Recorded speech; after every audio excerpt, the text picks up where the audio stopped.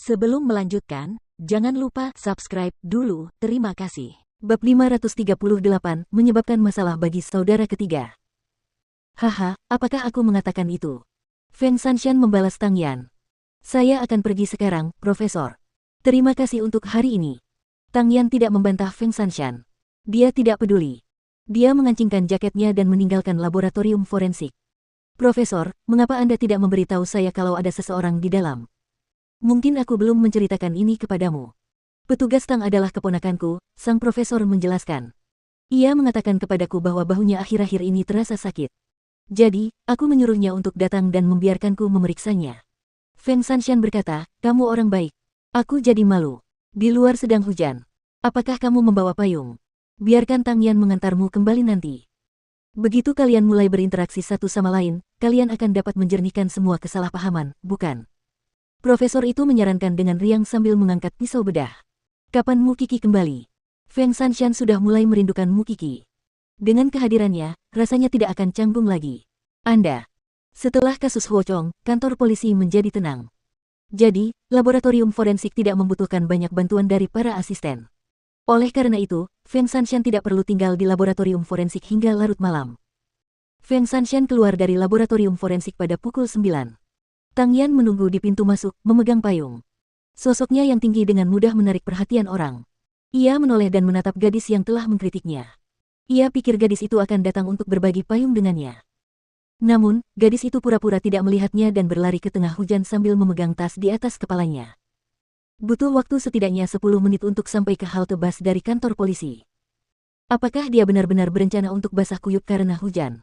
Dia gadis yang keras kepala. Ketika pertama kali datang ke kantor polisi, dia memang tertarik pada Mu Qi.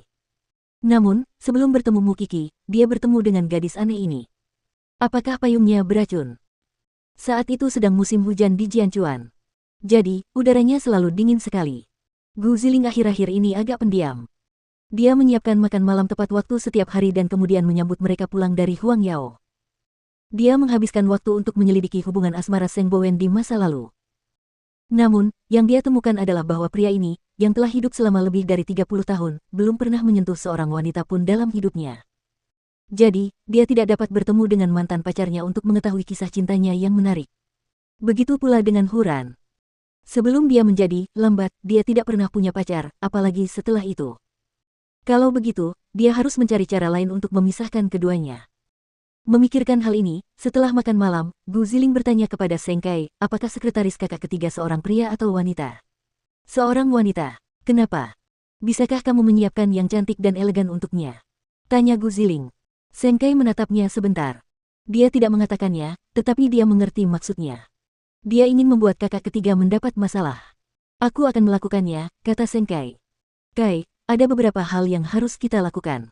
Pertama, kita harus mengawasinya. Kedua, sekarang keluarga Gu bangkrut, latar belakang Huran akan sangat mengancam statusmu. Aku ingin menyingkirkan semua hambatan untukmu. Seng Kai memeluk Gu Ziling dan mengangguk. Aku tahu kamu melakukan semua ini untukku. Di ruangan lain, Huran dan kakak ketiga sedang mendiskusikan bagaimana mereka bisa bertemu dengan Paparazzo. 2 kali, bajingan itu tidak muncul setelah mereka mengatur pertemuan dengannya. Sebenarnya, kakak ketiga tahu bahwa dia hanya menginginkan uang.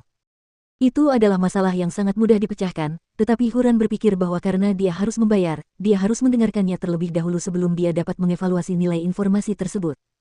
Jangan khawatir tentang masalah ini dulu. Aku akan memberitahumu setelah aku memastikan kita bisa bertemu dengannya secara nyata, kata kakak ketiga sebelum tidur. Dan satu hal lagi, teman-temanku di luar negeri mengatakan kepadaku bahwa Tiffany dan Co. mulai berantakan. Pasti akan ada skandal dalam waktu sebulan. Lalu apa yang akan terjadi pada Huang Yao? Seng Bowen mengangkat bahu. Kakak kedua tidak hanya bersikeras pada investasi, dia bahkan meningkatkan jumlah investasinya. Aku tidak bisa berbuat apa-apa saat kakek mempercayainya. Kita hanya bisa menunggu untuk menderita kerugian. Kamu sudah berusaha sebaik mungkin. Jangan memaksakan diri. Huran tersenyum padanya. Seng Bowen membelai rambutnya dan tersenyum. Kakak kedelapan telah mengajariku beberapa cara untuk meredam kerusakan. Aku hanya berharap saat waktunya tiba, Huang Yao tidak akan terlalu terpengaruh. Bagaimana denganmu? Bagaimana dengan ayah mertua? Semuanya baik-baik saja. Ayah bilang sebelum aku mendapatkan buktinya, dia tidak akan membiarkan wanita itu hamil. Jadi, aku masih punya waktu besar. Setelah itu, mereka berpelukan dan tidur. Tapi, hanya itu saja.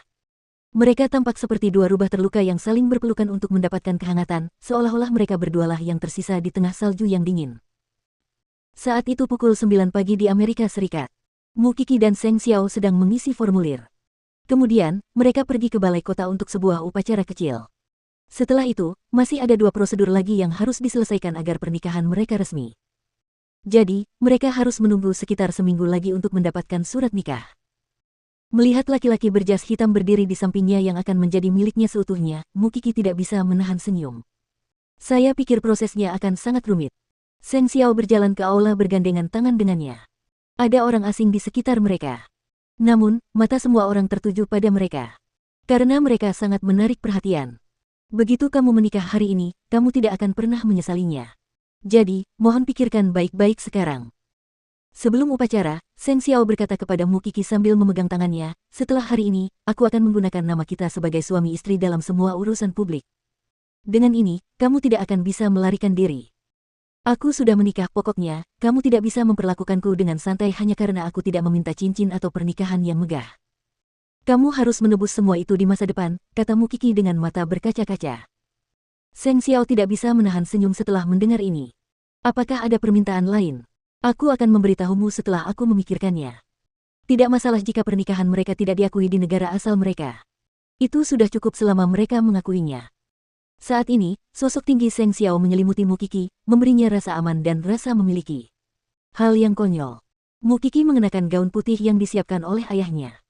Di bawah sumpah suci, Mu Qi dan Seng Xiao akhirnya mendaftarkan pernikahan mereka. Dia harus mengakui bahwa dia sangat gugup. Tangannya gemetar tak terkendali. Bahkan setelah staf berkata, "Oke," beberapa kali, Mu Qi masih tidak bisa tenang. Setelah mendaftar, dia ingin menelepon keluarganya untuk segera memberitahu mereka kabar baik itu. Namun, Seng Xiao menghentikannya. Di sana masih pagi. Kamu bisa menelepon mereka nanti malam. Ketua Seng, Anda akhirnya berhasil menikahi seorang gadis muda. Bagaimana?